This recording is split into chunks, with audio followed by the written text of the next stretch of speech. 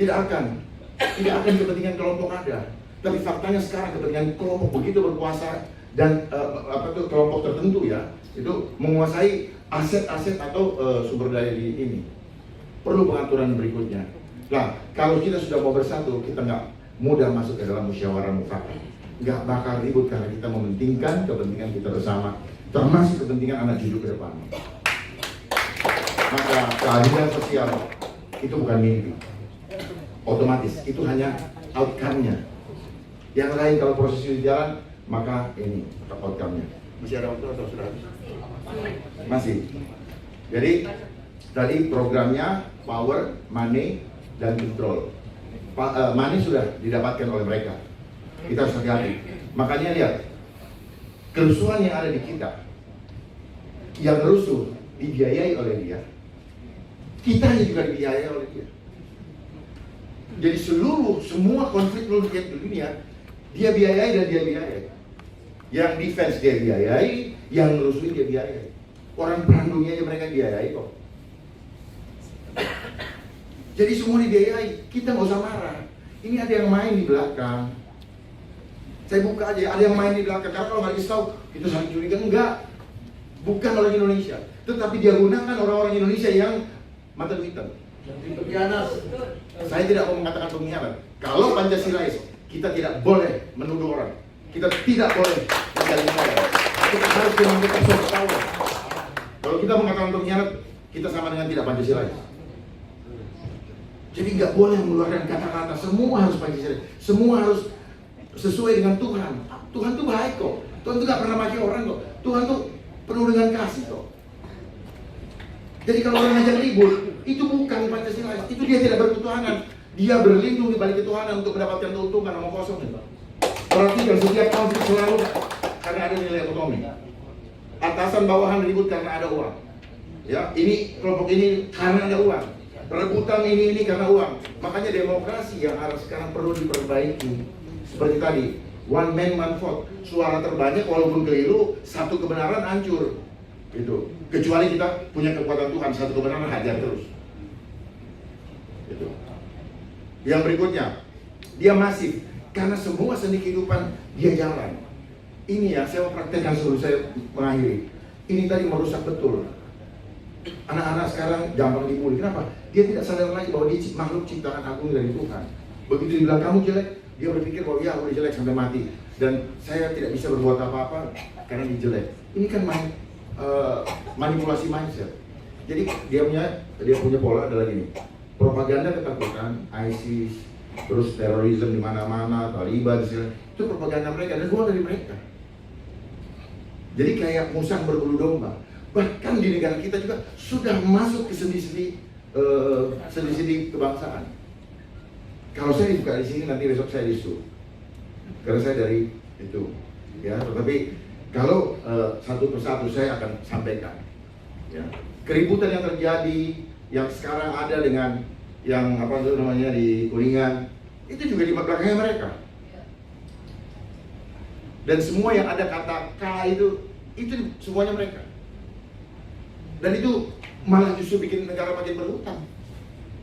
Cuman kalau dibuka begini, mana ininya? Konsep-konsep yang mereka tawarkan juga semua dengan hitungan matematika. Supaya orang tidak perlu memikirkan Tuhan, tidak perlu untuk menjauhkan keimanan manusia dari kemahakuasaan Allah Subhanahu wa Ta'ala. Itu cara mereka. Ujung-ujungnya dari light engineering membuat kita mau dibawa ke konsep ateis. Bahwa hidup manusia ketika kau di dunia, kau jangan mikirin kekuatan supranatural. Nggak bisa. Makanya akan bentur. Orang berdagang, ayam disuntik di broiler, dijual ke Kentucky. Makannya enak karena ada bumbu, terus kemudian kenyang. Tapi orang yang mengkonsumsinya siap-siap menjadi market untuk pabrik obat. Ini lingkaran setan. Jadi semua persoalan ini coba dilihat dengan kacamata yang berbeda, supaya kita lebih tajam, lebih jeli melihat persoalan. Sehingga kalau kita sudah melihat gitu, ini kayak gini. Jadi kalau orang ngajak ribut nggak mau. Gitu. Jadi kita nggak usah lawan yang keributan. Dengan konsep, prinsip tetap. Karena apa? Kita tidak punya kemampuan kalau tidak melibatkan Tuhan di dalam kehidupan kita. Omong kosong. Kita sangat terbatas. Papua bisa selesai asal dia datang ke kaki Tuhan. Dia demo akan selesai. Di mana saja. Tetapi ada yang menggerakkan. Kenapa? Ada uang operasional yang bermain. Susah kalau udah bicara uang. Indonesia adalah negara spiritual. Nah, makanya Indonesia ada merupakan konsep the land of harmonia dunia. Kita ini pusatnya harmoni dunia. Dan itu sudah pernah ditunjukkan oleh Bung Karno tahun 1955 dengan konferensi Asia Afrika. Dengan menginisiasi 10 dasawarsa Bandung, lah kemana gerakan non-blok sekarang?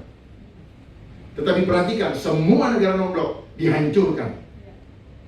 Perhatikan itu. Kenapa? Karena mereka tidak mau kita punya konsep sendiri.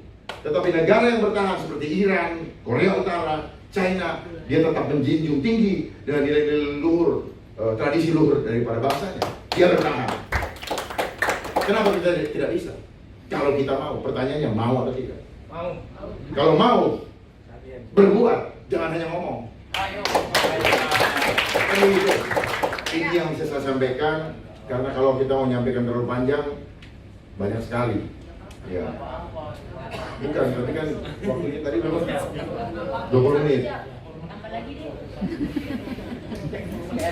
Nah, jadi fakta-fakta kita lihat ya tadi, Bapak mengatakan cita-cita, tujuan. Cita-cita bersatu, negara merdeka, bersatu, berdaulat dan adil.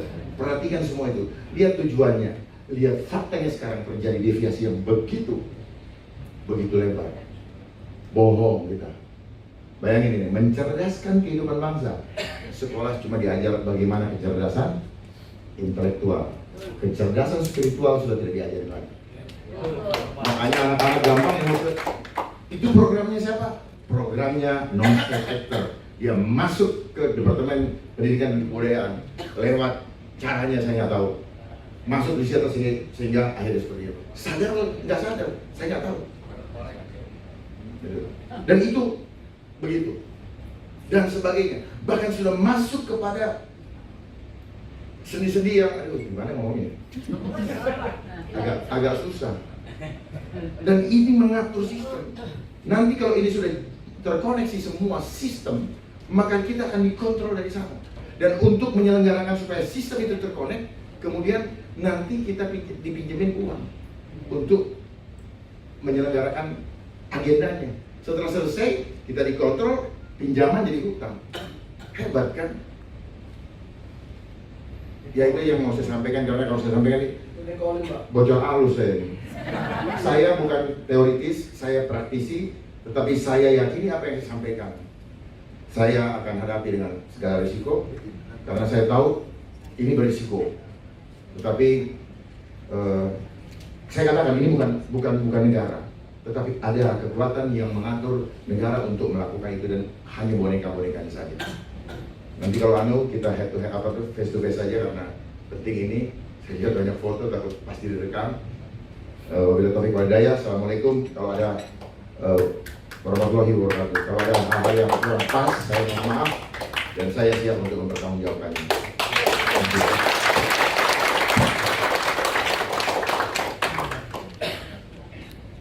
Terima kasih Bapak Komjen Dharma. Ya. Amin.